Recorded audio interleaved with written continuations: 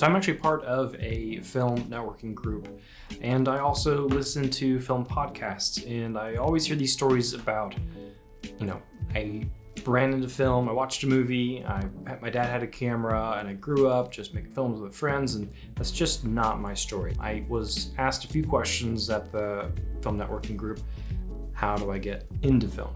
Because some people are just brand new to it. Either they're coming out of school or they're transitioning from some other job or something like that.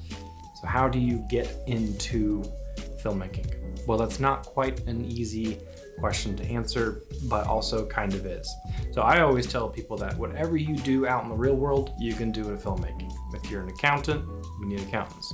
If you do plumbing, we sometimes need to have waterworks coming in through a window or something like that. Electrician, mechanic, lighting, or design, stuff like that. Anyways, the point is, whatever job you got, you can probably find a similar job either in the actual film or for the production of the film. It's a small town, small village that gets built to make a film. So there is a way for you to access filmmaking with whatever skills and talents you have currently. Just got to find that route for you. And how do you get into it? How do you actually make connections and stuff like that? The first one I'm going to say is these networking groups. So as I mentioned, I'm part of a film networking group. We have regular meetups. We get to meet people. They do film challenges. They go to film festivals together. They just are incorporating themselves into the environment and with each other to be able to do that. And be humble about your experience. If you don't have any film experience, but you have lots of working experience, then just be honest about that. Remember that your state probably has some kind of film commission or film society or something like that, not just Facebook groups, but something bigger for the state that you can actually reach out to representatives in your state and contact them and ask them some questions about how you can maybe get involved as well. They may have some people that you can talk to or a better direction of what is actually happening in your area that you can maybe get plugged in with. So there's more than just Facebook groups to reach out to. If you have no clue what you want to get into, don't go asking people how to get started. You need to figure out what you want to do before you start asking around. If someone says, how do I get started in filmmaking? I say, what do you want to do? And they say, all of it. Well, I can't direct you to all of it. There's not a space for you to go to all of it. I would start with just some YouTube videos or just kind of getting to know people and what their jobs are. Maybe there's some classes you can go to and really try to figure out and niche down what it is you actually want to get into. Don't come in looking for work right away. If no one knows you in the industry, there's not a very high chance they're going to hire you. Don't really expect to get a paid gig right out of the gate. YouTube, short films, film challenges, film festivals, all these things like 48-hour film festival, all these things aren't paid. So jump on some of those projects. Don't expect to get paid, get some practice in, and start building that network and experience. If you're just trying to do some solo work and you've got some gear already, the best way to kind of get into the field is do some free work.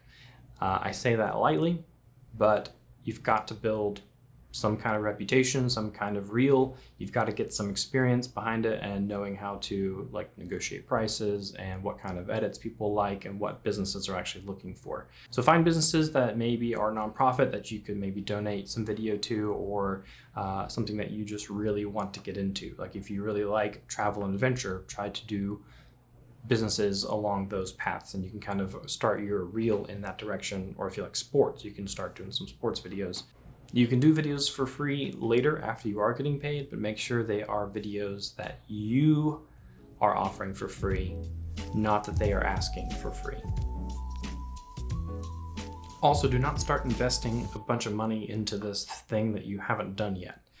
Wait until you figure out what your niche is, and then as you learn experience and troubleshooting and what actually would fit into what I would need, that's when you start buying stuff. And you don't need the top of the line things either. Things I would start out with are possibly a PA kit. And I made a video for that last week. So go check out that video about some basic kit things that you could have on set just to be prepared and ready to help out. On the flip side of that, how not to get into the film industry. Do not join all the Facebook groups and just stay there. Don't be waiting for somebody to look for you or waiting for someone to put out a casting call and say, oh, I can do it, and you raise your hand on Facebook, but no one has actually met you. It really irritates me when people just sit on Facebook and aren't actually a part of the community. So if you are not showing up to these events and trying to put your name and face out there and actually shaking hands with people, don't expect to get anywhere with it. Do you need film school? Does it give you a lot of opportunities to create connections, which are key? Yes, YouTube University teaches you a lot of technical skills, a lot about gear, a lot about getting into the industry and stuff like that, seeing as you're here already. And I would say no, you don't need film school.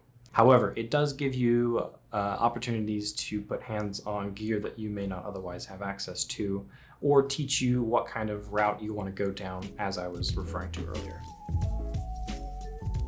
It is okay to call up companies and say, I'm looking to get into the industry. I don't know anything. Is there a place where I can help out and learn? More often than not, they won't have anything specific for you.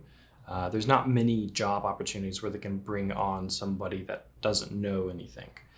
But when those opportunities do happen, you want to, one, be ready and prepared, and two, don't expect anything after that. They're trying to give you an opportunity. They're trying to work with you. That doesn't mean they're going to give you a job.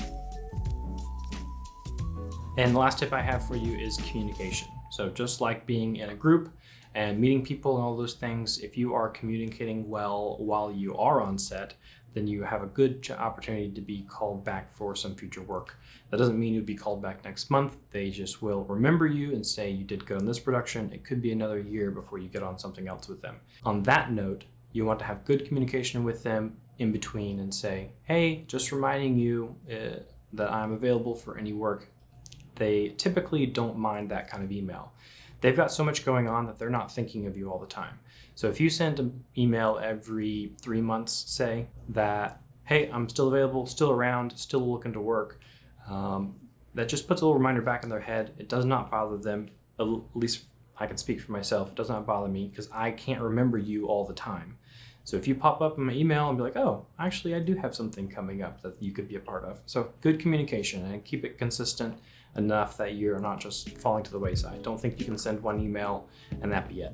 This video is a little off the cuff, so that's all I can think of right now, but if you can think of anything else that I should add to it or update this video or do another video on, please leave comments and questions down below. I'll be happy to get back to them. If you found this helpful, give it a like and pass it along. Appreciate it, you guys. Bye.